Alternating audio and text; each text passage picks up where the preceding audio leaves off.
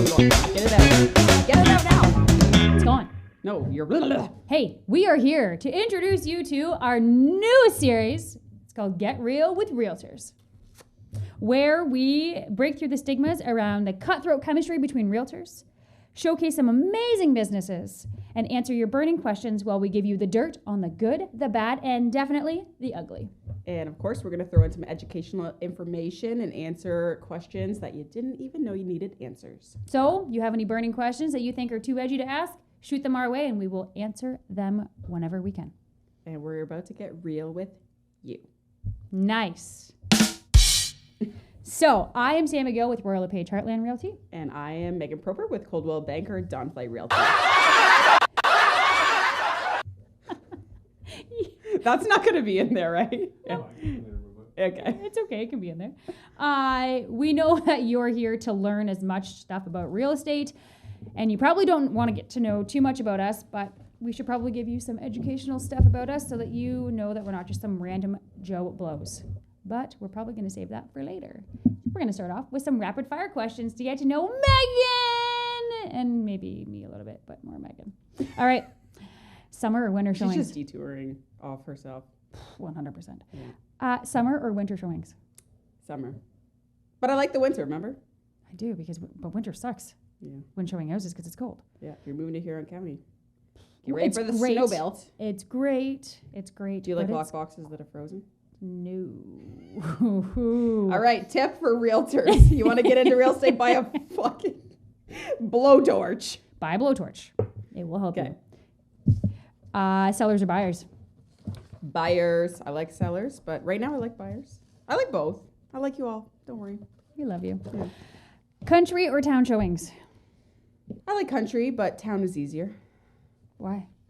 because you don't have to deal with septic and wells and... Unless you're in a community that's in town that has septic and wells. Well, yeah, but Yeah, in town. we're in majorities here. We're not doing the exceptions. We're doing the rules here. Valid. New or old homes? I love old homes. Why? I like character because everything's cookie cutter these days. Valid. Yeah. Farms or waterfront? I like both. Grew up on a farm, but I love waterfront. It's kind of where I started with you. Woohoo! Water's good for the soul. It soothes the Yeah, soul. It is. It's proven. First-time home buyers or resale? I like first time, but both are good. Yeah. Yeah. First-time home buyers, you don't have to worry about resales. Yeah. But resales are resales, and they're repeat business usually, and are lovely people that we get to know and help in many different directions. Okay. Now For a second, where are we? we're right here. Town. 10. Okay, we are now on where I'm supposed to be. Yeah, you were right there. Yeah. Okay, Yeah. perfect. Stop doing that with your paper. Yeah, now. sorry. I can hear it. I didn't know where we were. Tap, tap, tap, tap, tap, tap. All right, no, I'm this one. What's your opinion of House Sigma? It's fine. It's frustrating. I don't like that people don't have the privacy when they sell their house. When your nosy neighbor, like, I think that it's a great asset for people to understand where the market's at, but it doesn't showcase as much as what a realtor can give you because you're just going by pictures, if that. Yeah, I don't have House Sigma, so I don't know. Actually, I don't even really know what the app looks like, but do you find that they're like good comps? They can be. Yeah. Like, it's the worst part about it is when your seller says, hey, you know, Joanne next door sold for $700,000, and you're like, yeah, but Joanne's house has ceramic floor and engineered hardwood floor and a tiled shower, and your house does not. Yeah. Your house is beside a railroad track and a noisy fucking dusty elevator too. Wow, you dug into the worst house you could find. Don't worry, if you want to sell your house that has a dusty elevator next door on a railroad track, Megan is your girl. What's your opinion on open houses?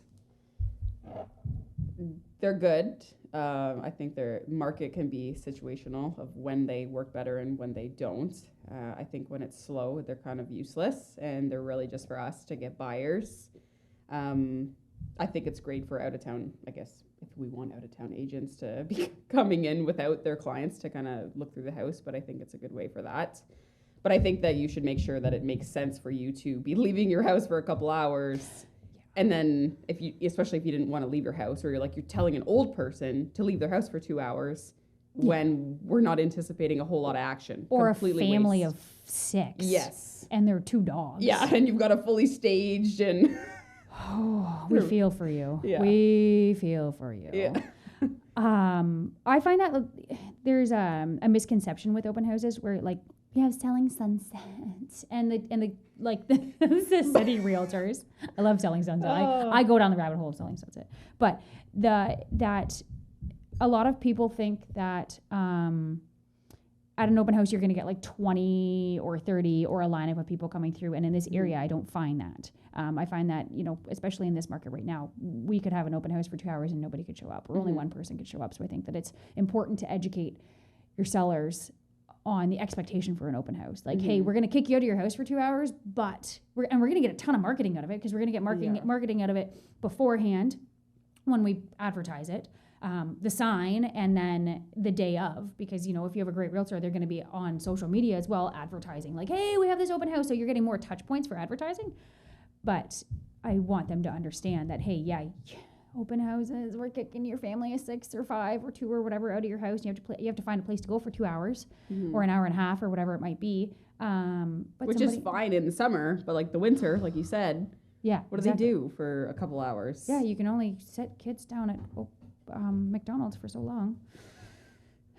Like, again, great advertising, but don't expect your house to necessarily sell off of an open house. Yeah. They're more of a tactic for realtors to get more buyers. Yes. And I think they're good, but I think you need to, if you say, are you doing open houses? Then you say, yes, we'll do them. But do they make sense to this market for when you have to leave and get it ready? And like, basically your realtor could be doing a lot better things to advertise your property in the background and get it sold than sitting there and us working on additional content to sell your house when we're there. Exactly. Okay. What is your opinion on... I did at a home inspection. I beat ya.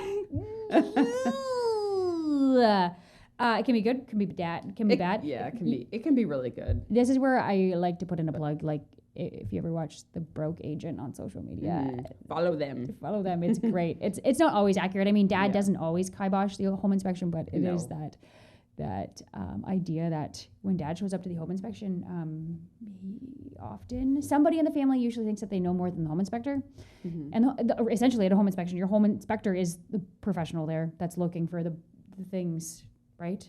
And on this home inspection topic, one thing that we're going to touch on home inspections separately, but one thing that I want to say is when you have a home inspection, it's not a fail, a pass, or a condemn. A home inspector can't condemn your house. They're literally going to like measure the stairs and be like, this is not to code the depth of the stairs, which or your house is not going to fall apart because... Or your furnace is 20 years old and the life expectancy of a gas furnace is 20 years. So expect, you're going to pay $6,000 for a new furnace in a couple of years.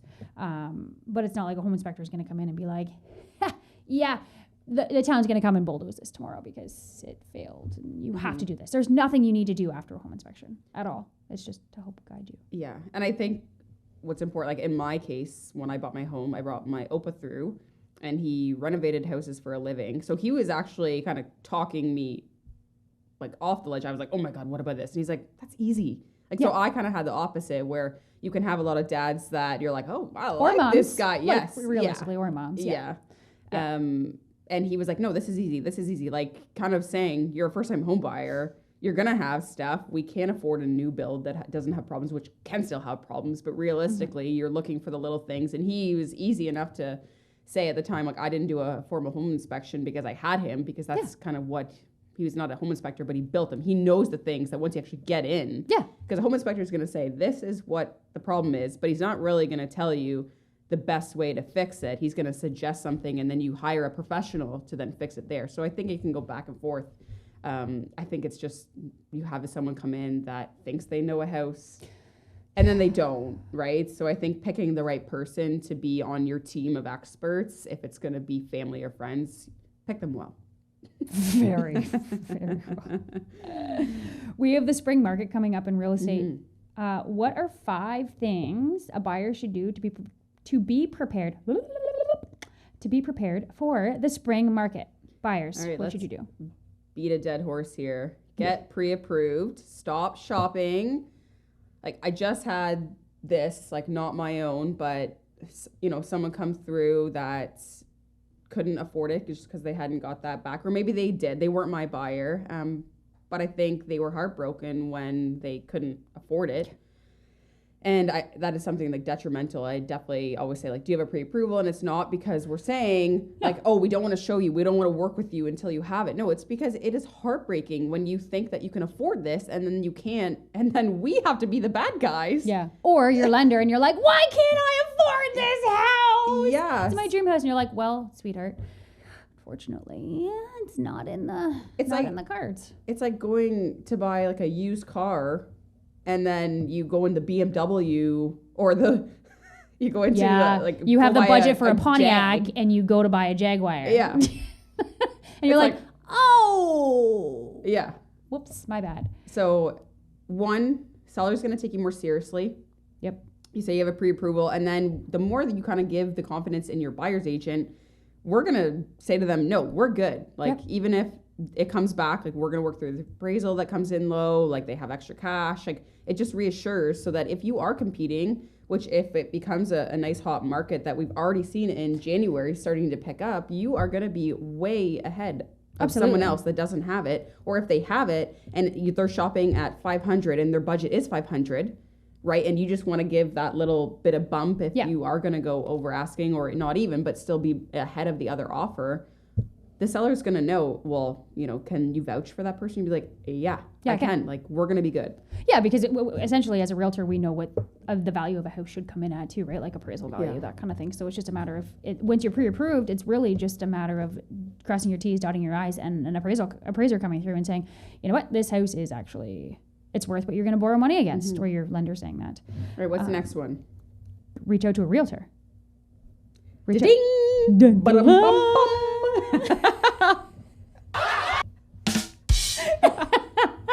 Reach out to a realtor, obviously. You've already talked to your lender. Reach out to a realtor. We're going to guide you throughout the entire process. You don't need a realtor to buy a house, but if you have one that can vouch for you, and that's our job to negotiate for you throughout the process. And right now, like it doesn't cost you anything. It will cost you to not have a buyer's agent. Yeah. It will. Exactly. Because we know what the market's at. Yeah. Right? We know what to look for. And like we've already touched on where we started in all of these videos and in this video, is like we work together as realtors. Like there are a lot of realtors where it doesn't matter, even us, we don't work for the same brokerage. We are under two completely different banners, but we still collaborate and work together to bring buyers and sellers together. Yes. So when you work with a realtor, you're waiting for it to get to realtor.ca. Exactly. So, I can be like, hey, you know what? I know Megan has this listing coming up in Wingham. It's 3-bedroom, it's exactly what you're looking for. Where if you're not working with a realtor, you're like, okay, I'm scouring realtor.ca and I'm scouring Facebook Marketplace and Kijiji and I'm just praying to God that something comes up, and then I have to communicate with the seller, and then emotions get involved. We're like, when realtors communicate, the emotions are out of it. Like, we're vouching for you. We're doing all of those things to make you to get you the deal that you're looking for, but it's a business transaction. We're taking that emotion out of it for you. Basically, we keep it personal with you. We keep the emotion in when we're together, but when you actually need someone to fight for you, when the offer comes together, you stay out of that part, and you only stick to business. You also have somebody to cry to, and scream at, and yell at, and swear at, and we're here for it all. Yeah, I see your gray hair showing up. You forgot to cover that one up this morning. 15 this morning and the wrinkles. Yeah, I'm actually only 19. Next one. Yes. So you want to decide on what your geographic area is. So if you work in Kitchener, if you work in Goderich, and you don't want to be driving an hour, like let's actually look at each town. What do you need for amenities? Where do you want to be? Do you want to be in town? Do you want to be in the country? Even as simple as that, right? Yeah. Okay. And then make a list of your needs and wants, because everybody wants a soaker tub and a walk-in shower with a rain head, but it's maybe not in the budget. Yes. So I think that's very specific to what stage you are in your buying or selling process. So if you're a first-time home buyer, I can't always get you all of the things on your wish list. So we have to make sure that maybe we should educate on what is a wish and what's a need. Yeah, Right? so like, hey, you have 5 kids, you need 3 bedrooms because a couple kids are going to live in a bed, like sleep in the same room. Mm-hmm. Okay, that is a need. You need 3 bedrooms. You want 5, yeah. but you need 3. Yeah. Just like you want 2 bathrooms, but you need 1. What's the make or break? What are you willing to negotiate, or what are you willing to fall off the plate to get a house for what you are willing to afford it for, right? And explain to them the difference and the importance of your location versus the house. Mm-hmm. Like, this is the number one thing that you need to understand when you're going to approach the real estate market with a buying. Like, location. I can't move ground. You can't change Mother Nature. location. Yeah. Yeah. You're like, okay, I want to move to the country, but I love this house on James Street. And you're like, well, James Street is in town. Yeah, but I love the house. Well, we can change the house that's on like Beeline to make it a nice house and add the garage that you're looking for.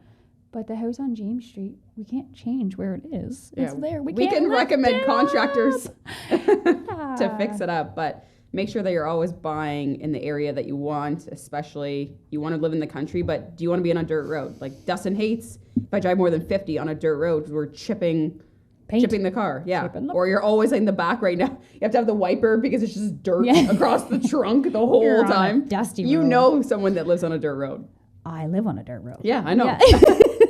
I don't care. I grew up on a dirt road, so I'm okay with it. But there are plenty of buyers who are like, I will, like Dustin, I will not live on a dirt road. Well, that's fine. I just fly down the dirt road anyways. Yeah, he's going to hate me. He's going to be like, I would live on that. I'm just saying. I don't like it. Don't be chipping the paint in my truck. Yeah. I like my truck. Be prepared to buy a home you likely never expected you would buy. This is my favorite. Yes. Favorite. Oh my God, there are so many people. When your realtor says, okay, so my advice, if the house checks any of the boxes on your list, so if it checks location and it checks price, look at it. Mm-hmm. Like, the pictures lie. Pictures lie. Yeah, big and small. Yep. Both ways. So just go look at it. And don't be afraid to look at 1,000 houses or 10,000 houses. Or that's please a lot. No. Yeah. We're here for it. Yeah. We're here for it. We'll do it. We'll do it. Absolutely. But we should just have a couple lines how it can be detrimental to look at too many though. It's like wedding dress shopping. You just get completely confused too. Yeah. So look at a lot. I think you should look at 2 to 3 minimum as a first time home buyer.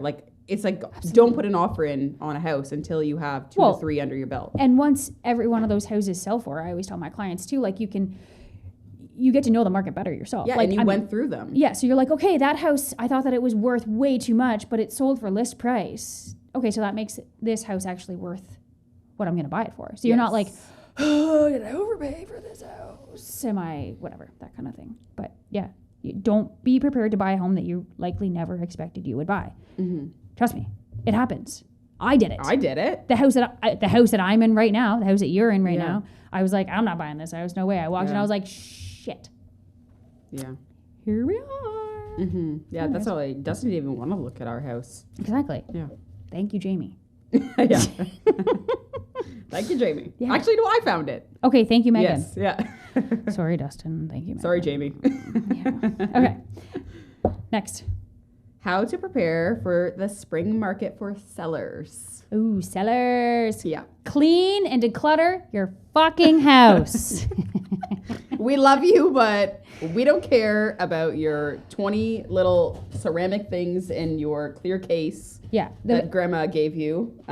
We do care about them, but buyers don't care. No, and they're fine. They're fine. I think it's bigger on cleaning your house and taking away furniture that doesn't necessarily need to be there. Cleaning is huge. Cleaning is free. Huge.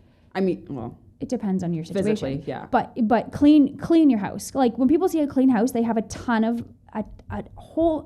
so much more confidence and respect for your house when it's clean as when they walk in. They're like, oh my goodness, this house is so clean. There's pride and ownership here. Clean your house. Where we can come in even for pictures and videos and stuff, and we can hide stuff. That's what we're here for, is hiding all of the things. I tell all of my clients, I'm like, it's fine. You can have things on the counter right now. When you see the pictures and video, you're going to see exactly the way that I want it to look. But it doesn't have to necessarily look that way when people are coming through. Just make sure that it's tidy and decluttered so that people aren't like, oh, look at the trinkets. Look at the unicorn collection. Absolutely. They're not even looking at the house anymore. Where other people walk into a house where we have it staged and it's decluttered and they're like, oh my God, I love the furniture. And we're like, hey, hone in. You're not here to buy the furniture, but we know that you're falling in love with the house right now.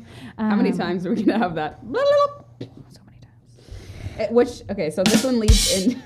This one leads into speak to a realtor and a home stager to figure out what you need. So that's what I think a lot of people waste time not even contacting us because they think they have to get their shit together before, but you really shouldn't. Have us come in. We'll tell you what's worth your time and your money. So that you don't have to. Like, there's completely... And you're not wasting our time either. No, not wasting our time. Wasting their time. No, but that's what I mean. Like, a lot of people think when they reach out to us, they're like, hey, we're not here to waste your time. We're here... Or, sorry, we're sorry for wasting your time. We don't know for sure. I hate that. You're never wasting our time. Never. And we'd rather guide you... Maybe even if you sell in 5 years or 7 years or 3 years, whatever, and you have us come in and you're like, you know what should we focus on? There's a million things that we can start here, but what should we focus on? We're here to be like, okay, this is going to improve the value. Do this thing over here if you're planning on staying here and you want to do it for yourself, but that's not going to add value. But do this. Yeah. And people will fall in love with your house. Which again rolls into the next thing that we always say is reach out to a contractor professional to complete any incompleted renovations or suggested updates. So, which we can help with. Like, exactly. From that, we come in, tell you what to do. We can give you resources and people to call to, like, it's just so much easier when you call someone. How many people have you had that are like, oh, you know what? I started the stairs outside. Didn't finish them though, and I don't have time because I'm way too busy with work. Well, guess what? Call, bloop. Well, how are they going to get in your house without those stairs? So we need the stairs to be done. Exactly. Yep. Clean your yard. That's what she wrote. Guess what? First impression is the most important impression. Yeah, it's true. Those aren't my kids. Those aren't my kids either. Yeah. Clean your yard. Not necessarily. People are going to fall in love with your house from the moment that they drive up. So the more appealing your house is, that doesn't mean all the leaves have to be gone. But if your lawn is actually mowed or if it's winter and snow's removed and it doesn't look all dingy and overgrown, when trees are 10 feet tall and they're supposed to be 5 feet tall. Clean your yard. Clean your house, clean your yard. And then always, if you have a mortgage, reach out to your lender to figure out a renewal or porting or refinancing or what you have to do, what your penalties are going to be. Because, a lot of the times you're not selling a house because your mortgage is due. You're selling a house because you want to relocate. You found another house that you fell in love with. I don't know what it is. So it's always important to ask your lender what the process is for selling to buying to figure out your financing for that. So then you're prepared and then you know what your bottom dollar is and that kind of thing. Yeah, because it's not just we come in, tell you a price, and then you're thinking, okay, well, I got $100,000 to my mortgage, and then I have $400,000 left. You're like, no. Commissions, closing costs, penalties, like, is there anything that has to do with the underwriting that a mortgage professional would help you with anything that's going to cost you down the road? Yeah. And mortgages have we'll get into it. Mortgages have different things that are just like the best rate. Yeah. They may have things that are really beneficial for sellers or buyers that will help. They have so many tools now these days, but we'll get into that. We will. 4 things you didn't think to ask. Oh, look, we're into it. We're into it. Let's go. 4 things you didn't think to ask your lender, mortgage broker, or bank. Essentially, we're going to lump lender. Yeah. So the number one thing that Sam had brought up is penalties. So paying off early, or basically when you sell early. So you're in a 5-year and you want to sell in. Ooh, sorry. Yeah. We're just making sure you're paying attention. You can have penalties. This is one thing that I for sure reached out to and made sure that I didn't. And I was very lucky to have I had a mortgage teacher at the time.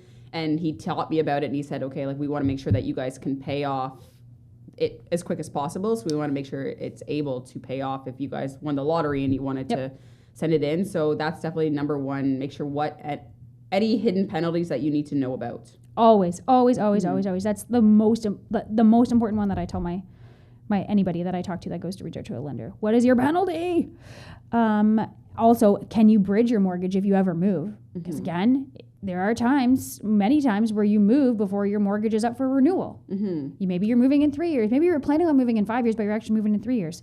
Find out, you know what, if you have a rate of 2%, excuse me, then why not try to port that instead of being at 5%? Yeah, and I think it's important because I did have this happen to someone.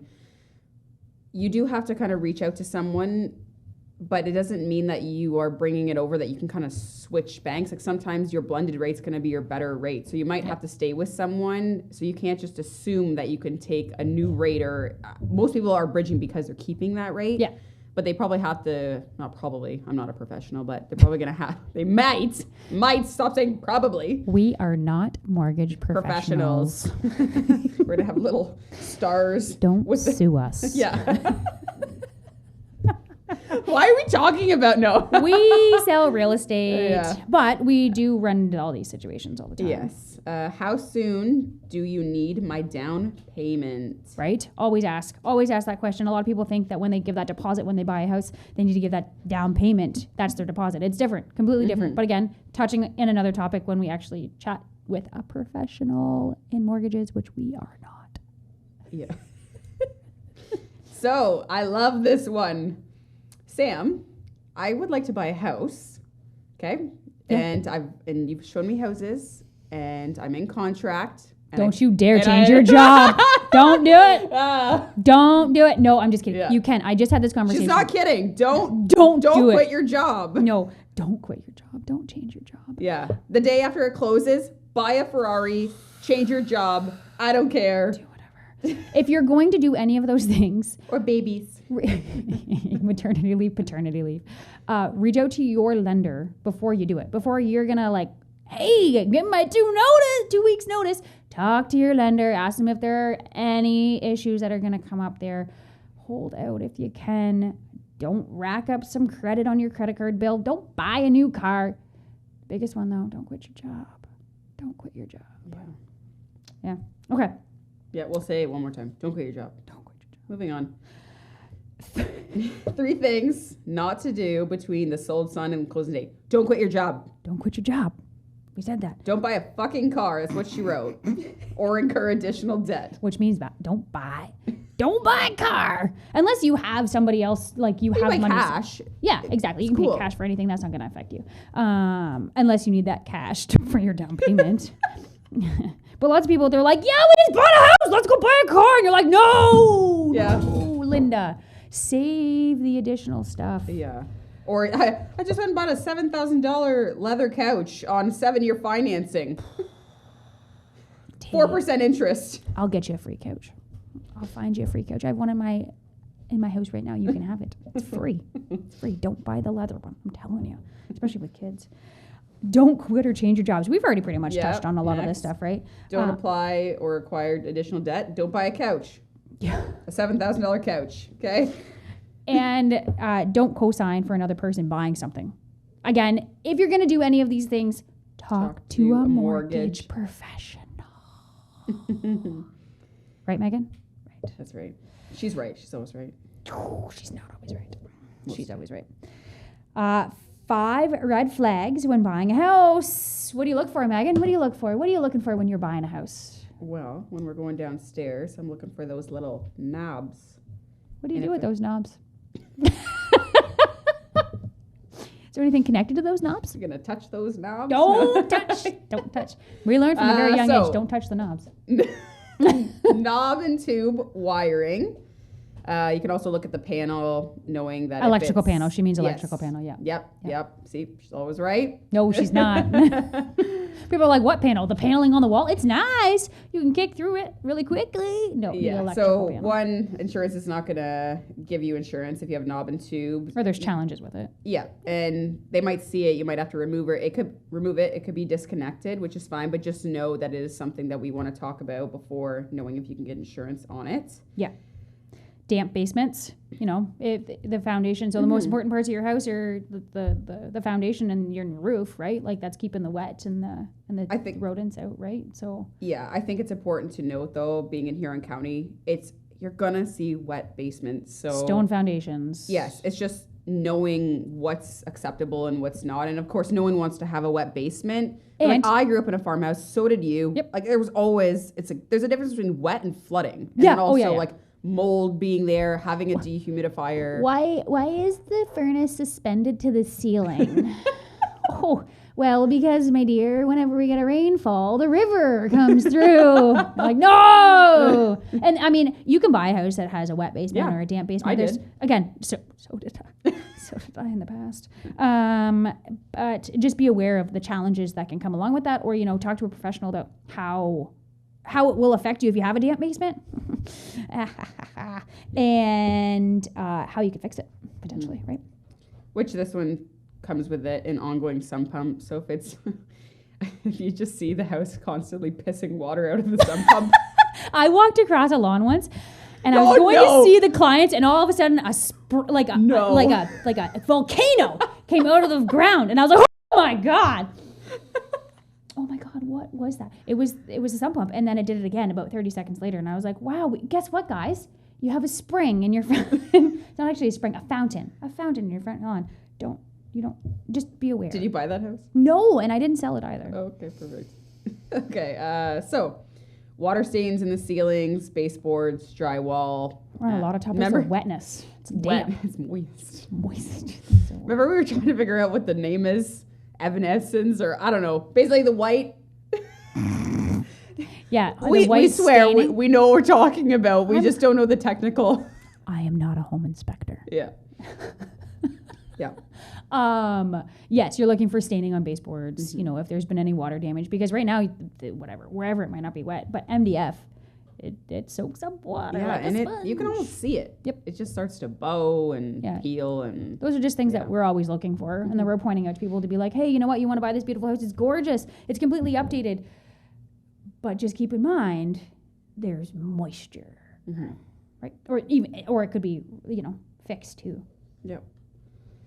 Okay, Sam, how do I save for my down payment? Drop the Starbucks. Drop the Starbucks. Drop the Starbucks. Stop being so materialistic. That's essentially it. Like, Yeah, I mean, it's hard in this day and age. there are a bunch of people, like, you don't necessarily have to do that, but the simplest things, and lots of people have said it as well. You can drop that stuff and it won't make a difference. You're not gonna, but every little bit counts. And both of us own a house, and we both bought houses from a fairly youngish age. Like we were both in our 20s, early 20s when we bought houses. So it was either you going out to the bar or you're saving for your down payment or your hydro. You have hydro insurance, all of those things. Something like I did this personally, and that's why I'm in the position that I'm in. But something as simple as thinking about going out to eat, and it's outrageous to go out to eat now. But what I did, I was 16 years old. My first job, I was making like $8 an hour. I remember making $4 an hour at feed mill, and I look back now and I'm like, people have no idea. People have no idea. Yeah, so what I did is, at the time, I put $25 away a month. Like, that's literally pennies, but that's all. Yeah. Well, at the time, I probably could have afforded more, but still. But that's what I did. I thought that was better than nothing. Yep. And then eventually I felt more confident. I did it every 2 weeks, and then it was an auto deposit into a tax-free savings. And then I got to weekly, and then it was, every paycheck, it was like $100 or more. And it eventually accumulates. And then when I went to have my down payment, it was there. And the way I always relate it is, okay, I am too lazy to pack lunch right now, so I'm going to go and eat every day. You can't go to McDonald's under like $20 for like a full meal if you get the little apple pie turnover. I was like, what are you getting at McDonald's? You can get a Happy Meal for $11.28. I never get. You shouldn't get a Happy Meal. You're not a child. Maybe it's bad. I don't go. Exactly, because that's I want to. Maybe I will after this. No, I'm not going to. I'll feel like shit all day. But it's easy. $25 a month.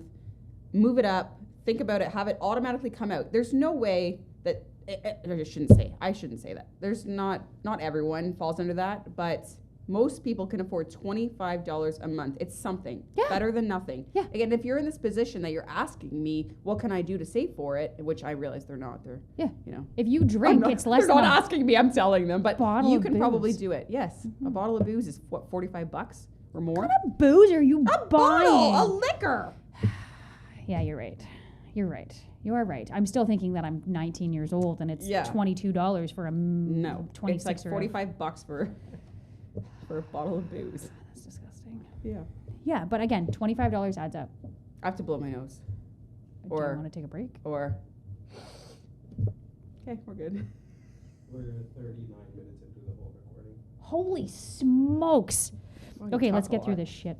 Is it a good time to buy a house now? When is it a good time to buy a house? When you're ready. Don't go with the market. Go with. It's never a bad time to own a house. Everybody. Stop being a FOMO. I was a FOMO. Like, you never know. Fear missing out. You're gonna have a know FOMO. I know, you know. Not everyone Yes. knows. I had to learn what a FOMO was. Yeah. Which is like YOLO. You only live once. You know what? Be a YOLO, not a FOMO. Yeah. Buy the house. Everybody who hasn't bought a house in the last 5 years says, oh my gosh, I should have bought a house 5 years ago. Every single person that I've ever talked to. So buy a house when you're ready to buy a house, not when you think that the interest rates are going to drop. Because when interest rates drop, prices go up. Buy the house when you're ready to buy. Mm-hmm. When it makes sense for you in your life to buy a house, start looking. The right one will come. It may not happen overnight. No. But if you start now, it may happen in the next 5 years. I have clients who've been looking for 3 to 5 years. Have you ever had anyone say, I don't like owning? Like, they regret owning a house. I don't think one person could say that. Very few. Very few. They have Sam's like, horrible. Actually, I'm not saying selection.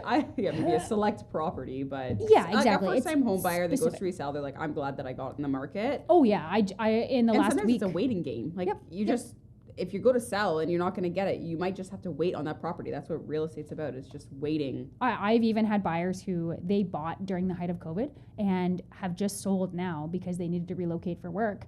And they lost money on their house, but they said, you know what, at least we were in the market. Mm-hmm. Like, we don't regret. We saved, I think they said, oh my goodness, it was a ridiculous amount of money in rent by just owning. Even though they lost maybe 10 grand on selling their house, they saved over 20 grand in owning off of not having to rent. Oh, that's so refreshing. That's right? Nice. Yeah, it's a nice story. Exactly. Do you think the market is going back? Do you think the market is going to go back up as crazy as it was during COVID? I don't think so. Don't think so. I don't think so. What do you think? Don't think so. No. Don't think so. I think that everybody's experienced COVID, and that was a very crazy time that everyone's prepared that we should not go through that again. No. I don't want to go through that again. No, never. I don't, there's people that benefited, of course, but even if you were a seller that benefited, if you had to rebuy. Most of them bought, yeah. Yeah, if you had to repurchase, you were not necessarily benefiting unless you were moving to Alberta or Nova Scotia or Saskatchewan to live in the prairies. Again, there's always exceptions and there's rules, and overall as a rule, no, I don't want to be back in there anymore. No, you need to protect yourself as a buyer. Don't go in wondering, oh, what is my house going to sell for? I like to have some confidence in that. Is it ever a bad time to own? Because we just kind of said that, but is it ever a bad time to own? No. It's never a bad time to own a house. We've already touched on this one. Okay, Sam. I was going to go there. We're on there. How to keep your emotions out of buying a home. This is a good one. Bam! That's what we're here for. Book a second showing. You look at a house first time. I love second showings. Yep. Look at the house the first time. Every single time you walk into that house, you're going to find something different that you either love or you don't like about the house. Or you're bringing things in that you're like, oh, this is enough space. And then you come back. We leave the emotions at the door. Yep. And we're like, is this going to fit in here? You have a 70-inch TV that's unnecessary, but you know what's necessary to you? If it's on your needs list. Yep, it fits there, and then you feel way more confident because that's the one thing, especially a first-time home buyer, you are gonna have this feeling that when you sign your offer, even you firm up, you go, oh God, what did I just do? Every time, every single time. At least we have us knowing, you know what, we can reassure you, no, this fits. We're in the right location. Yeah. We have the right house. This is gonna fit all the things that you need in your house and your family.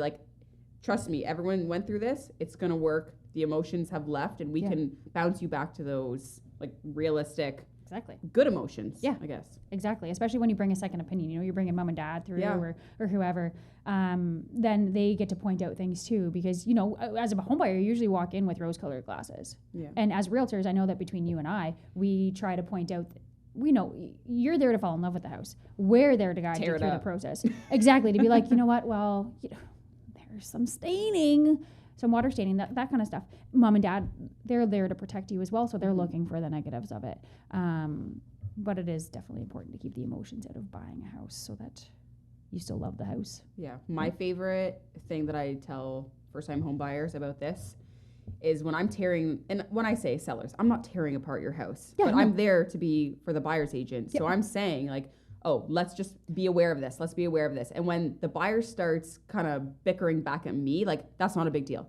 That's not a big deal. Then I know we're getting somewhere. Yep, Like absolutely. when you're fighting me back on all the things that Yep. I'm tearing apart, I know that we're in the right direction, or this might be a good fit for Yeah. you guys. So that's Absolutely. kind of when you will internally know, like, you can be like, you're like, God, she just wouldn't shut up about all those problems. Like, we can get through that. And you're like, yeah, I did my job today. Exactly. You're not buying that house and you're like, oh my God, Megan didn't tell Yeah, me. she convinced us, even though we're not able to make those fixes. Yeah. You're like, hey, are you sure you want to tackle that project? Yeah, I do. Yeah, I do. perfect. As we're on that, what are the normal emotions and thoughts to have when going through the home buying process? Stress. So much stress. It's like a bomb. Yeah. We've both been through it, and now we see it. We've been there Yeah. before. Even I bought when I was not in real estate. Yep. So my sole purpose was to make sure that other people didn't have to go through that, and making sure that you have step-by-step information, but Yep. also where you should be kind of in your emotional roller coaster. Because even waiting for your pre-approval to come back, or they send you a list of all this crap that you're like, I don't even know what that is that you want. Yeah, to send. Just even before you even step into a house, you don't even know what you're doing. I always So- say it's kind of like buying a house is kind of like driving down a foggy road in the dark. Where you're like, I don't know where I am, where I can see in front of me.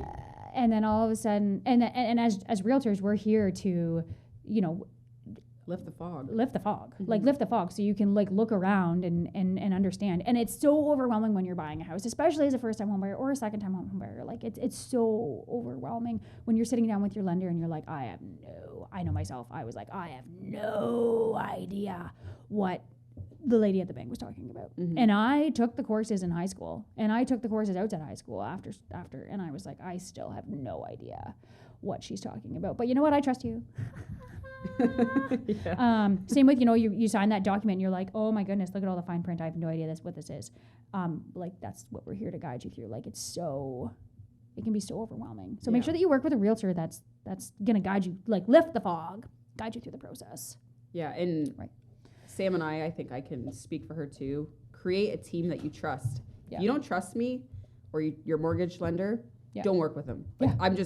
you're just gonna make it way worse for yourself, stress wise. So if you don't trust me, I really don't even want you to be my client, because we're both gonna hate each other through the process. You're gonna always be wondering. I'm gonna be wondering if you're gonna sue me. You're wondering, Or when, like if you trust me, just to trust me in general, right? Yes. Like if you work with a realtor and you feel confident and you trust them and you create like a friendship, like really, we become somebody's Yeah. best friend for a Yeah. period of time, and then we disappear. Like a we don't fairy- disappear. Well, we don't disappear, but you Yeah. know, we're talking every day, and then all of a sudden, Yes. poof. Sam and Megan are gone. Somebody that you can ask any questions to. Like I always tell my clients, there's no stupid questions. None. No matter how silly or stupid you think a question is, there are no stupid questions. Just ask them. Ask them, because we do it every day. We do this stuff Mhm. every day. I and always learn. forget, like, we always talk about these questions, and to me, when we were creating these, thinking, people know that. They No. don't. Like, I just talked to first-time home buyers that said we didn't know that buying a truck would affect their, like, pre-approval. Yep. And I think that I would have thought that. I actually wouldn't have known that before either, but they don't know that, and that's what we're here to help with. And ask those questions. If you're thinking about 5 years down the road, what can I do? Yeah. So, yeah, Exactly. I do believe the same thing. When we touched on it earlier, don't be afraid to reach out to us. Not every realtor maybe will have that, but 8 o'clock at night, it always starts with, sorry to bother you. I'm like, you're not bothering me. Not at all. Not at all, ever. Like the only time that happens, I say, hey, I'm going to be away. Yeah. So you're going to have a delayed response, but you're having that open communication. So I'm the same. The second I think of something, if I don't fire it out to you, it's gone. Exactly. gone. And then you're like, oh, weird. Yeah. So ask the questions. If you don't feel comfortable asking a realtor, I would think about finding a new one. Yep. Yeah. Absolutely.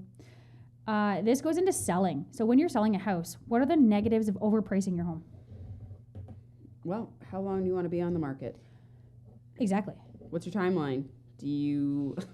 What is your correlation of your expectations for time and your lifestyle and where you need to be and your bank account? Because of course, we want you to get the best price, but we also want to make sure you close on this next house at the right time, or you're remortgaging to make sure you get the best rates and the best terms. And how many times have you seen somebody list their house way higher than what you told them that it should sell for, or what it should be listed at, and they end up selling for less than what you initially told them? Yes, it's statistically proven Mm-hmm.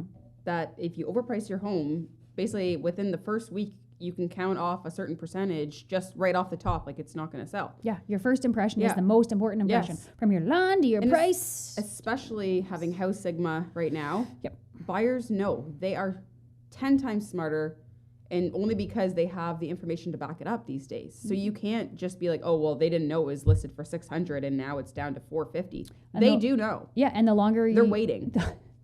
They're waiting. the longer your house sits on the market, the more a buyer feels that they have negotiation power as well, Mhm. right? Yeah. Because the less desirable it is, and the less buyers are looking at it. And buyers just assume that you're desperate, and sellers will be, well, I'm not desperate. But if your realtor doesn't you might say, I'm desperate, and we can't let that show being in your corner. Yeah. But at the same time, our job is to bring you an offer to let you decide where your line is and what your price is. But buyers don't think like that when you're overpriced. They're automatically just waiting. Absolutely. Yeah. Like, we're gonna get this one for a steal of a deal. Yeah. Why should you not trust online home evaluations? Well, we said, is it across? Well, maybe we weren't even on the air. Is it across from a train track? Like, Yeah. is it right next door to a gas station that just has a fence? Yeah. And the angles of the photos are beautiful. Yep. And then you drive up and you're like, I think we're at the wrong house. Yep. Exactly.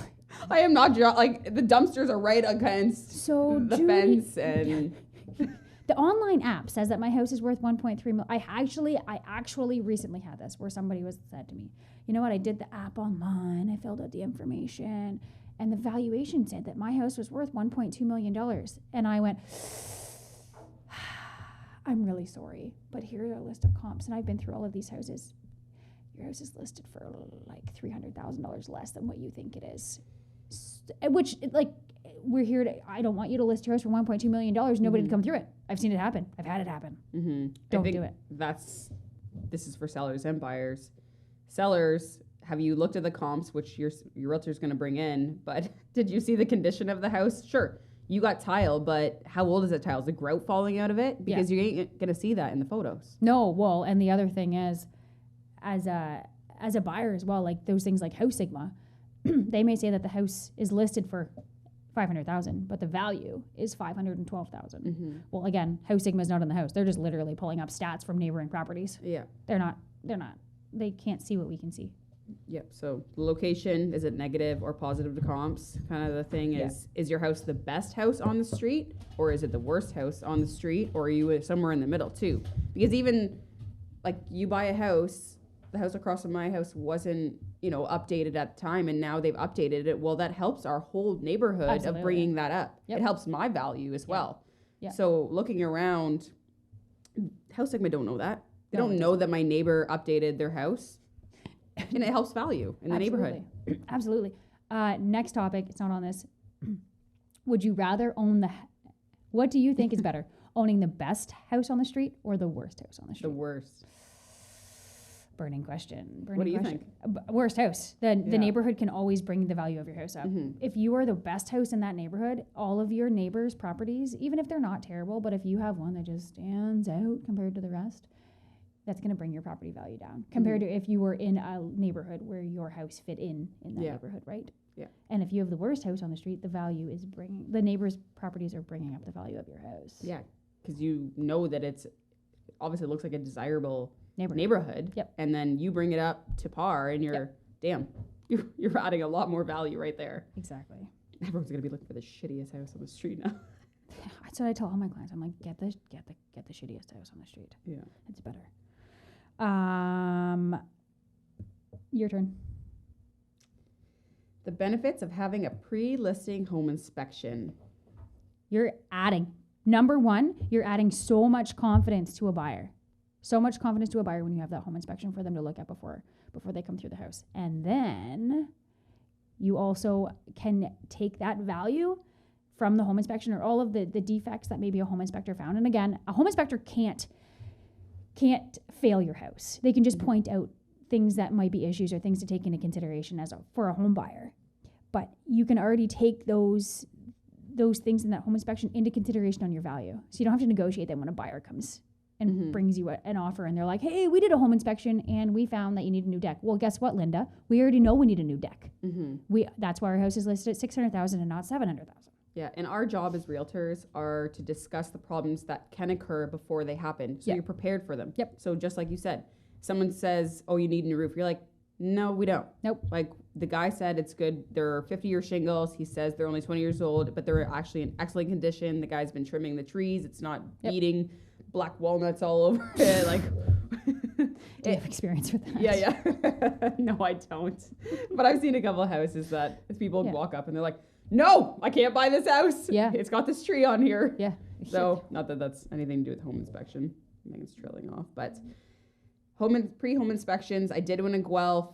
I mean, we came in, we had a confident, I sold a house in Guelph of a buyer coming into Goderich, 90, oh my God, I shouldn't even say this. I shouldn't say this. I don't know the exact number, but they came out of the firm offer, didn't have a home inspection. They had their pre-approval. They knew they were way over than that. So they came in with a firm offer because we laid it out. Yeah. We shared the pre-home inspection. They knew it was coming in and everyone's happy. Well, exactly. And then You're saving the buyer money too. You're almost like offering something as a seller. yeah, well, it helps you in the long run on both ends. Yeah. It helps everybody, but mostly the seller, because if a buyer can come in with only say they are the first time home buyer and you have a home inspection condition, because those are normal conditions to have in an offer or home inspection Then you have two financing. opinions. Yeah, exactly. But you can come in with just a financing condition, and if we know that you already have a pre-approval for the house is listed for $600,000, you have a pre-approval for $650,000. We know you're going to get the financing, because especially if we're good at our job.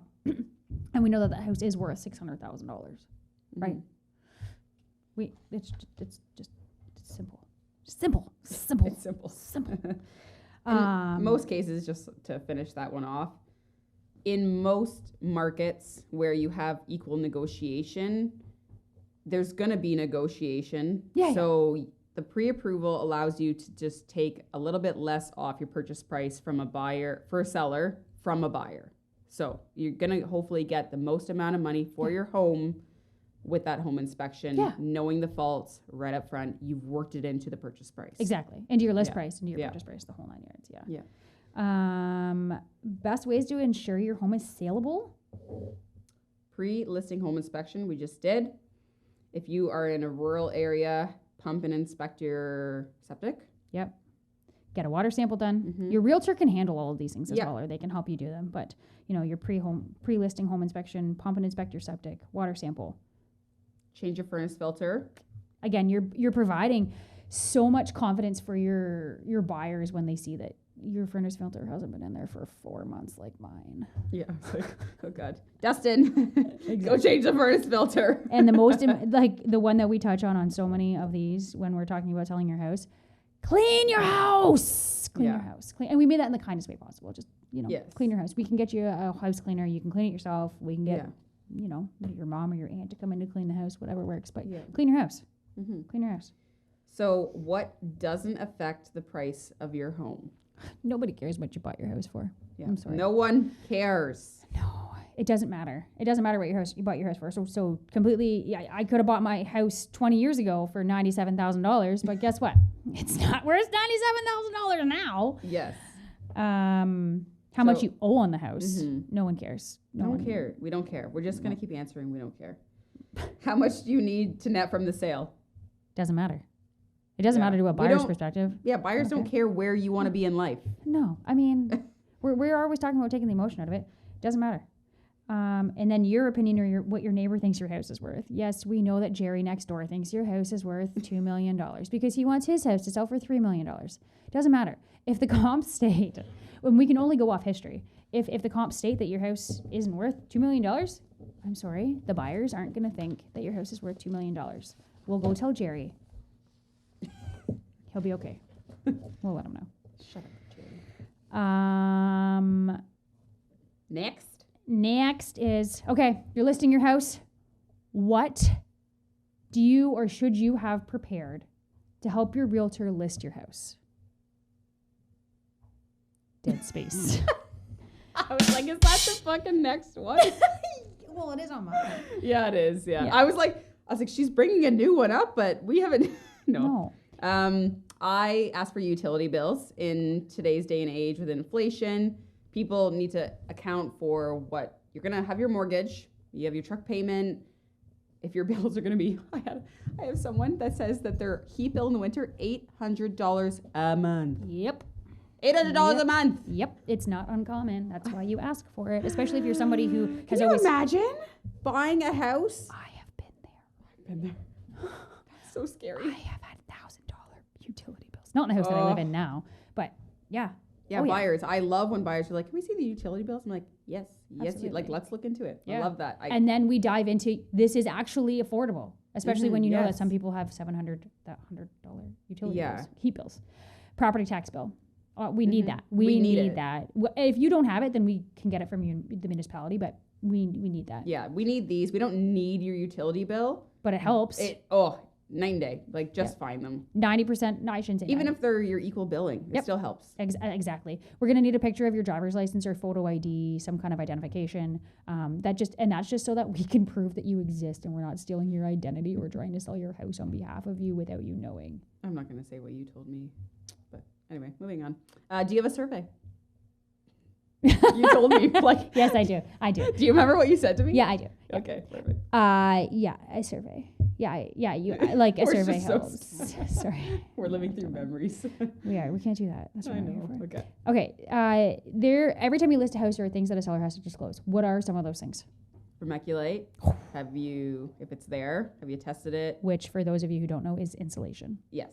In most, it's insulation. Yeah, and it's a good type of insulation. Yeah, absolutely. Yeah, It's just it can have asbestos in it, it can. and we can get it tested. If you have vermiculite insulation, we can take it to the lab. Specifically around here, we take it to London. Yep. We can ship it. We can take it. They can take it from different parts of your house. Yep. It doesn't just have to be one sample. They can take multiple samples so that you know, like, we're going to take it to this wall Yep. and take it out of the ceiling and take it out here. And we can make sure that that's there because, you have to decide what's important. If it really still bothers you, as a buyer. then you rip it out, sure. But we can show that it's good. It's a good type of insulation. Asbestos, Yeah. which can show up in many different forms. Mm-hmm. It's always we have to disclose that if you know that you have asbestos or termite infestation. In Elora has a huge issue with this termite infestation. Goderich, I had a client that had rental, like she rented, but still Yep. house, had the little silver bugs that have like 1,000 legs, but they were in Goderich for a while. Really? Yeah. Years ago, but. Pardon? Centipedes? No, You they're say like centipedes? silverfish or something. Huh? Never heard of them. I'd have to. They sound like they crossbred between a fish and a bug. A quarter? They were licking too many quarters or what? Maybe. Previous or current illegal grow ops. Has to be disclosed. A client told me in previous they bought a farm property that was a grow up that they still, like, when I went to look at it, I still had full plants. They were still alive.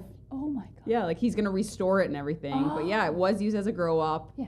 It was definitely a legal transaction, which goes into why we asked for your photo ID. Yep, exactly. Deaths, murders on the property, stigmas, basically. Yeah. Like if you think there's going to be something think of if you would not want that in your house, if you kind of have that, and you don't want that energy, whatever and is important to you. In a purchase agreement, a lot of people will ask for that as Yeah, well. they like do a they lot. put it right in your purchase agreement if there have been any illegal grow ops, if there's any issues with termite infestation or asbestos, or there have been any Murders. Dun dun dun. On your house. You gotta be local On your property. to know that one. Can or should you buy with a listing agent? Opinion. If I'm gonna talk for a buyer, no, don't buy with a listing agent. There are pros and cons. There are, Yep. yep. But at the end of the day, you want a buyer's agent in your corner because we sign a contract with a seller Yeah. to represent their best interests first. Yep. And then we can be impartial Yep. with multiple representation. And in any industry, it has to be said, in any industry, you can have bad fish. You can have Yep. slimy. What my dad said Yeah. when I got in real estate, don't be a used sales carsman. And I'm sorry. A to used any- what now? Sorry, what'd you just say? A used sales carsman? A used Sales car. used car salesman. Yeah. I agree. That was the one real. Yeah, that was there's- the number one reason I wasn't going to be a realtor because I did not want to be seen as a salesperson. Or Yeah, slimy, like taking advantage of people. I don't like that, and I'll be the first. Like I say to people, if I talk you into a house and like pressure you, please fire me because Yeah. I don't get referrals. from pressuring people into Yes. buying a house. You're like, you fall in Yes. love with the house. I'm here to make sure that you get it. Yeah, so the And be listing protective. agent is looking to get the best price in terms for the sellers. It can be a win-win in Yep. so many different deals, but Yep. it's super situational. Absolutely. But if you are your first-time home buyer, stop reaching out to the listing agent. They do know the property best, and I've heard that. Well, they know the property best. Yep. But if But you guess have a good buyer's agent, They're going to find out all Yes. those things for you Yeah. anyways. yeah, and they're going to dig into even more Yeah. that the listing agent doesn't want to bring up because it makes the house look a bit Yeah. worse. Exactly. And that's not our best interest for They the may seller. not be showing off that water staining in the ceiling Yeah. or in the floor. Yeah. Right. The hardest part of our job is opening. You know what I was thinking? I was like, remember I didn't know what's the worst part about your job? Lights. light switches. Guess what? The hardest part of our jobs, opening and closing doors and turning on lights. And if you haven't seen our reel, we're like 354,000 people. People like it. They like watching us struggle. It's the worst when you're standing there and you're like trying to get the frozen lockbox unfrozen with your blowtorch, and your clients are like, "Why do you have a blowtorch?" Well, I'm sorry, because this lockbox is locked or is frozen because it's winter because we practice real estate in Ontario. The hardest part of our job is actually opening doors And not looking retarded at and the same time. and finding. Stupid. Thank What's you. politically correct. Thank you. And turning Not looking on smart. lights. Uneducated. Uneducated. But it is the hardest part. I've had people who have had to help me find light switches or the electrical panel. The electrical panel is always hidden somewhere Oh, yeah. behind a picture. Yeah. Oh my god. How many times can I view a home between purchasing and closing? We will put that into your purchase agreement. Yeah. I always ask how many. I usually put 2. Yep. And I'm like, do you need 3 if it's a longer closing? True, but usually, there's not going to be much that's going to change between that house. No. It's like mainly if you have like a long closing and then you want to go buy furniture, which you're not leasing, Buying. we're buying cash. Yeah. So there's no trace. And then you're excited. Sometimes it's just an excitement because You they wanna show had mom all and those dad. emotions. Yep. And then come back through. Yeah, exactly. Measure for blinds, those kinds of things. But we'll put that in. We always ask, but typically it's 2. Typically Yes. 2 to 3 times at an agreed upon time with a buyer and seller. Between 8 and 8. Yeah, between 8 and 8. Should you sell your house before you buy a new one, Megan?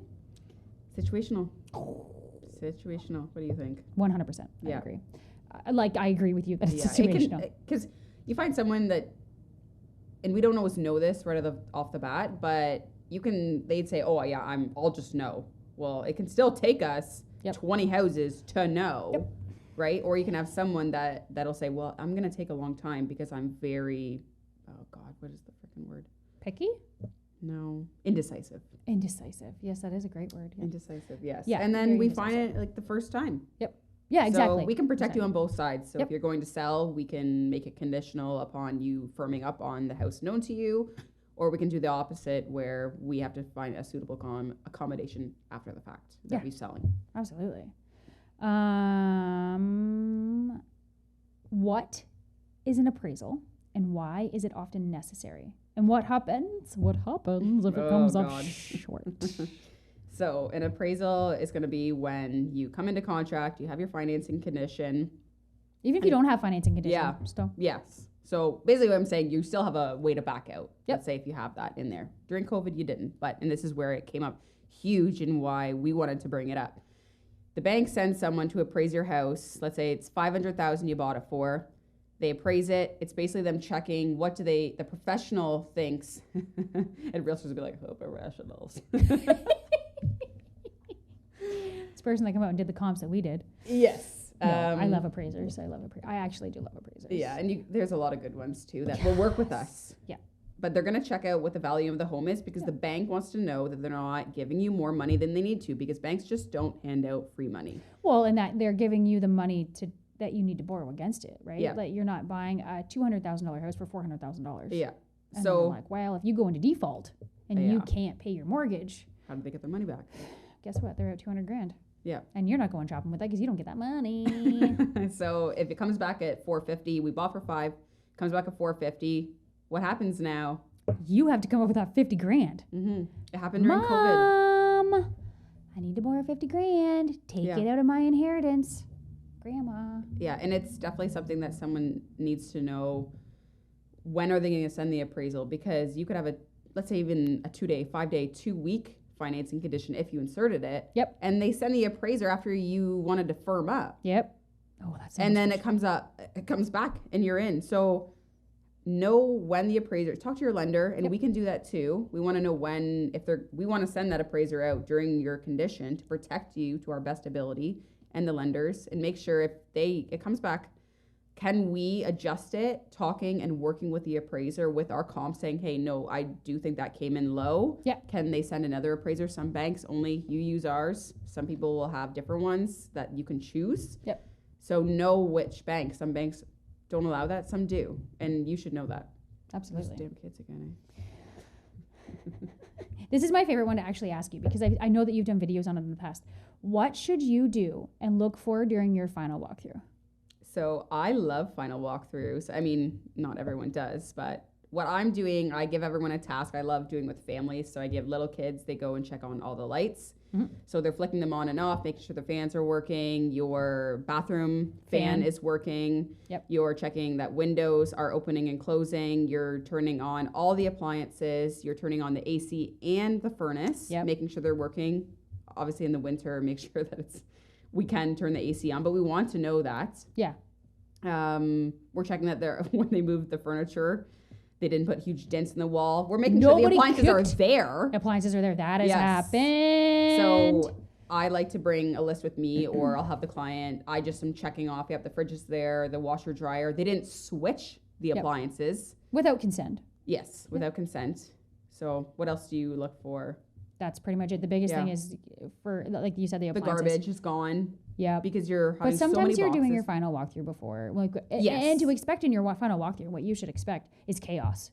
Yes. Pure chaos because Yeah. most people are packing. Yeah. They're packing and there's boxes everywhere and it's a mess and it's not the way that it looked like. Be prepared for that. It's not the way that it looked like when you went through when it was staged Yes. and listed in the whole 9 yards with that. But even just holes in the wall, I always say to people, we're doing this final walkthrough to make sure that you're getting mad and you're going to punch a hole in the wall, Yeah. right? That didn't But get also, please don't be bickering because they took all their, you saw they had 10,000 photos on the wall. Yeah. Unless you inserted in your condition that you need it to be puttied, Yeah. sanded, primed, Repainted. and painted. Yeah. Because you will just have people that are going to take it out and put putty and paint it. Yeah. So you have to be super specific in order to protect you. I love just leave having it. those. I love having those because then I can just put pictures right up. Because I'm like, perfect. I don't have to do this. Yeah, so Again. I think we should also know, when you go through that final inspection, it is a bit emotional and stressful because you are worried about, well, are they going to do this? And you're like, they are. Yep. And if there is an issue, We visit it. we're going to talk about it, but stop stressing about things that haven't even happened. Yep. Yep. So it's an emotional walkthrough for sure. Absolutely. This one's yours. How many houses should I view before purchasing a home? There are never too many houses. There are never too many or never too many or too little houses to look at. Maybe I've had people who had fallen in love with the first house that they walked through. Yeah. And they were like, this is it. I'm done. This is all I wanted. We're not looking to search around. This is the only house that I want. So minimum though, too. how many minimum, as a first time home buyer, how many should you go through before you put an offer in? Oh, at least 3. Yes. In my opinion. Yeah. But I mean, Doesn't you always fall in happen. love. You could No. fall in love with Yep, it. yep. So we'll do things on our end to make sure that we feel Yep. like you're not going to have FOMO, basically. Exactly. So if you basically argue with us, no, this is it. Like, we're right on your side and let's do it. Exactly. Ooh.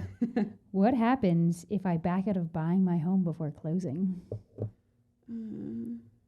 We all cry. Yeah. We all Yeah, cry. me and Sam are going to text each other. Yeah. FML. Yeah, we all cry. There are so many things that can happen if you want to back out of your home before closing. First, we're going to ask you why. Yep. Like, what's going we don't on? recommend we it don't ever, Oh, ever. please There are don't. so many. You could be It's a contract. It's It a is. signed You're legal stuck. contract. in it, and it could cause you to be in court or in a legal battle for years. I know Yeah. some that have gone on for over 10 years. Mm-hmm. Don't do it. Don't do it. We understand that certain circumstances come up. Of course. But, and, like, and you that's need what to- we be when- honest with us. Like, Yep. tell us. Yep. And you need to reach out to your lawyer. Yeah. Like, we need to make sure that your lawyer knows immediately. So then Mhm. everything can be handled properly. So then there are as minimal amount of damages as possible. Yeah. And don't call us and say, we just don't feel like buying it. Like, we want to hear why. Yeah. Because we can't fight for you. Yeah. If we are pulling shit out of our ass or pulling rabbits out of our hats. Maybe that's Rabbits. Rabbits out of a hat or unicorns out of our buttholes. Yeah. Did you know sellers can now disclose details of competing offers to buyers? Yeah. How do you feel about that? Mixed feelings, obviously. Yeah. There's situational, like we've discussed in the Yes. past. I mean, there are pros and cons to it.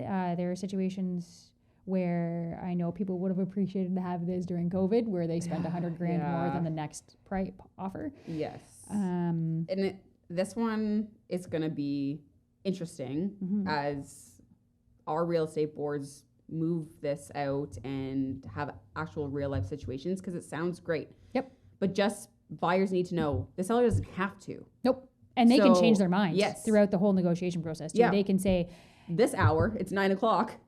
yeah, and then on We the disclose 11th it. hour, they're like, nope, we're going to close this Yeah. back up now because we think we're going to get better deal if we don't disclose it. Yeah. Again, there are pros and cons to it regardless. Yeah. So I think that's something that if you have one offer, one offer wouldn't be there, but Multiple cut offers. that up.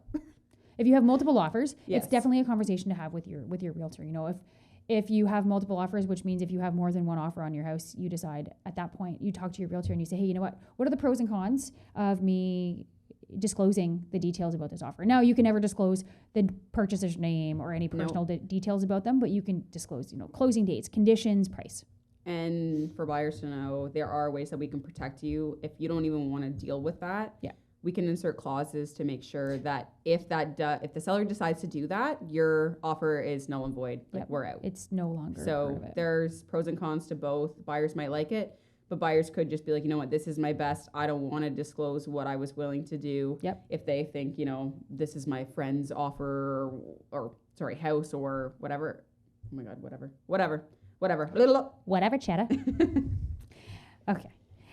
You don't have to pay. Did you know that you don't have to pay list price for a home? I found this one. You came up with this question, and I had never, I was like, what do you mean? And you're like, people ask me this. All the time. Yeah, Do I have to pay I've list price? never been asked that. I have so many people, especially people that are coming from like a competing market in the city, and they go, do I have to pay list price? Or first time homebuyers, do I have to pay the list price? The house is listed for $600,000. Do I have to pay that? Or are they expecting me to pay $650,000? Like, no, you don't. Yeah. It depends on what I negotiate. Like every situation is different, Mm-hmm. right? Sometimes the market value is list price, Yes. and sometimes that's the only price that the seller's willing to accept. But usually you can negotiate Yes. less than list price. That's what I say. Real estate's always negotiable, Yep. but it's Doesn't hurt to try. situational to what the seller's motivation is and what their end goal is. Yeah. Because they could just be like, realtors will know when they put a house on the market, they'll be like, that's overpriced. And then you'll know, well, that realtor, that they would have known that's overpriced. Yep. So they're taking the listing, and hopefully we can kind of come to an agreement when we start seeing what actually is the action on the listing and renegotiate with the seller so that they can start learning. Sometimes it takes people they need to learn Yep. and actually experience it before they'll listen to an outside's perspective. Even Yep. if we're supposed to be the professionals, we can be wrong sometimes. Yep. And I actually like when I'm wrong in those situations. Absolutely. Yeah, because it's better for the sellers. But when we approach that, we're here for your best interests. And if you were right, it's usually, a one-off. Yep. But I'm happy. I'm glad to be proven wrong at those times. Absolutely. Did you know the assessed value of a home isn't the appraised value or the market value? Mm-hmm. Ba-brum-ba-bum. Yeah. 3 different ones here. So we talked about appraised value. It's usually based on the mortgage. Market value is based on what Sam told you. She pulled all the information, all the comps. She knows the area. She knows what's happened last year and 2 months ago and 2 days ago. My head is so big, I'm not going to make it out the door. I know this and I know this. Dun-dun-dun. And assessed value is going to be based off basically what your tax rate is. What the province assesses your yeah. value at. Yeah. And then if you've done any updates and they've reassessed your home, which is going to be in your contract saying that they can do it on an annual basis, reassess from MPAC. So when you see assessed value on your sheet that says $100,000, You don't panic. You don't want your house to be assessed yeah. at what your market value is, because then your property taxes are insane. Yes. Insane values. Yeah. So you want assessed value to be low, your appraised value to be as big as you can that they have, and your market value as a seller, of course, you want to be as big as it's possible in your market and the area. Yeah. Sweet. Okay. Three sings. Three sings. We're singing a song. Hello. Sing a. Yeah, I'm gonna take a sip of my water. Okay. Sorry. Three things. This is our very last one. This is our last one. Very last one. Are you ready for this one? You ready? Cut it. Yeah, we can cut this one out too. 3 things to consider when getting into a lease or rental. Well, the rental term, a lot of them are going to be for your full 12 months. Oh my God, why did we do this one? I don't want rent. We can cut this one out. Yeah, we should We can start cut this one again. out. Okay, so now that we've touched on all of these topics, now let's go into rapid fire. Yeah, Back I up was more like, I information don't about even us. want to. I don't want to talk Okay, about we won't do rentals. that one. Okay. We'll cut that one We were out. silly. Why'd you Sorry, do that? Ash. Yeah, sorry, Ash. We're like almost done. Is that good? What are we at? An We're hour? at a minute or hour 20. Holy crap! You guys keep going. Yeah, what's the... Okay, go to this. Here, we'll do this. We'll do this part about us. Oh, perfect. Yeah. Okay. Nice. So, do you want to start? Give me half a second here. Okay. Oh, there you go. That's why I needed half a second. Okay, so let's get into a little bit about us. About us? About us. Ha! Yes. So, what is your favorite thing about real estate? People. People. People. Yes. People. Yeah. Every day is different, but I love the people. Yes, same. Yeah. Yeah. Are you an extrovert or an introvert? Extroverted introvert. Yeah, I am an extrovert. 100% you are. Yeah. Yeah. I am not. I like my own space. I need to rejoice, but people people get me going. Like good Yeah. people get me going. Yes. Yep. Community. I've never been someone that needs to have my Recharge. Yeah, no. Like when I am with, let's say I'm with you right now, Yep. that fills my cup up, Oh, and yes. I love that, and I drive off that, and yeah, I love real estate, being everything. Oh my God. Cut. I love people, but I also love that every day is different. I've never had a job that I sit in a desk. I actually Right. thought about when I lost my job, I thought, you know what? Maybe Megan I'll lost sit her at- job and then she got into real estate. I was in sales, and then I lost my job on my mat leave during COVID. Couldn't sell enough tomato sauce. Yeah, didn't sell enough tomato sauce. Sorry, Stanislaus. No. Oh my God, you're getting me off topic here, woman. You lost your job. Blah, You got blah, into real blah, estate. blah. He's not going to want to edit any of this. No, I can't. Okay, I need a minute. I need a minute to myself to recharge my cup here. My favorite thing about real estate would be every day's different. I don't like sitting Yep. at a desk. I actually really love sitting at my desk and editing, but again, I'm working on a different video. You're not doing it every new- day. No. I love going out on a Sunday or sunny day like today. Yep. and just driving. It's almost like you're not being paid in our profession, but you're being paid to go meet someone to make their dreams come true, potentially. Oh, Yeah. Like when somebody is like, oh, They're like, so excited to when see you that house. Call them and you're like, hey, no, and even when like they're excited to see the house, and then when you get them the contract and you call them and you're like, you got the house. And they're Yes. Like, oh my God. Yeah. Or even like when you get to know a client, what you said, like, let's look at as many houses as possible. Yeah. And they have a wish list, and then they've actually said, I really want this house. And then it's not working out. So Yep. they're kind of renegotiating and reevaluating what they could deal with. Yep. And then a house comes along. I had that with my best friends. A house came along, and I was sitting on my couch. I was like, this is the one. Oh my gosh. And then so you get excited with yeah. them. So then you're calling them, texting them. Yeah. You're like, we got to get in to see this. Tomorrow. Like, Yesterday. So filling. Love that. Absolutely. The best part. Absolutely. What do you hate about real estate? The people. No, I love the people. Yeah. But like, It's tough. actually, Like- you know what? Winter. That's what I hate about real estate. Winter. It's fucking cold. I hate destaging and having to go put it all away nicely, because if I don't put it away nicely when I need it, You can't find it. can't find it. Yeah. And then you go buy more. Again, that goes back to winter, because destaging in the winter sucks. Yeah. Showing houses in the winter. White pillows, trying not to drop them in the dirty. mud. That's right. Okay, so we both grew up in rural Ontario. Mm-hmm. You grew up Woodstock area.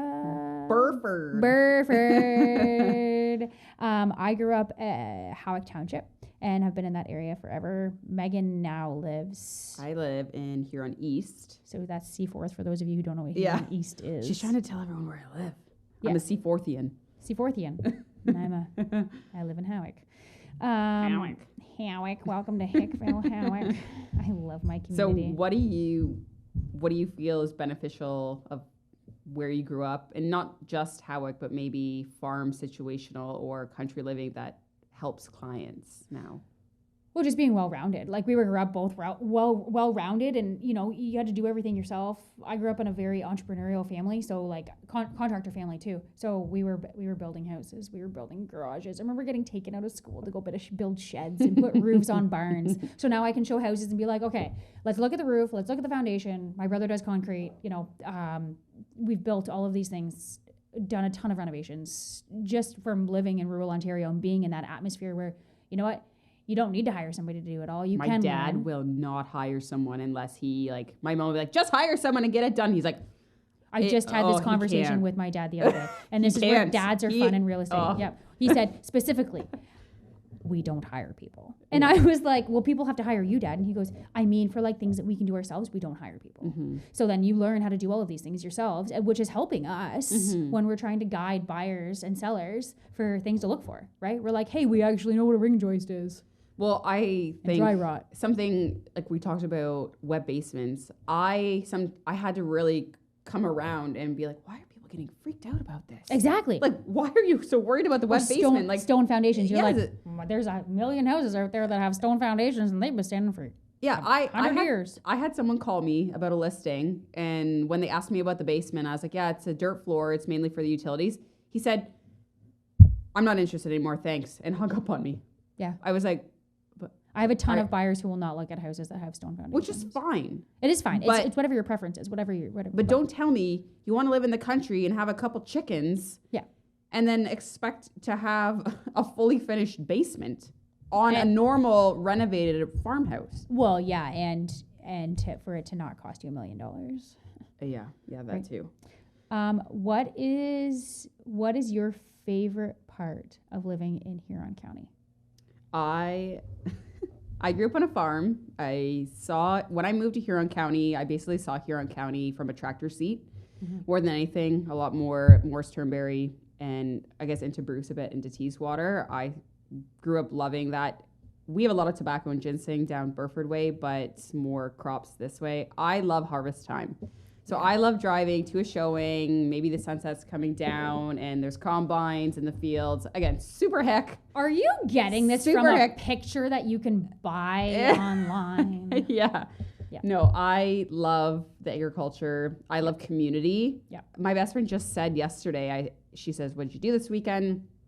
I said, Dustin took Aria to a Sense game, and we talk about a lot of things that we end up doing. I like to share local things that are happening around here in county. you're good at Super that. community based, and you don't always get that in the city. They'll have of course, they have their little nooks of their towns, but the best and the worst is about small community. If you've been there forever, everyone knows everything about you. Yep.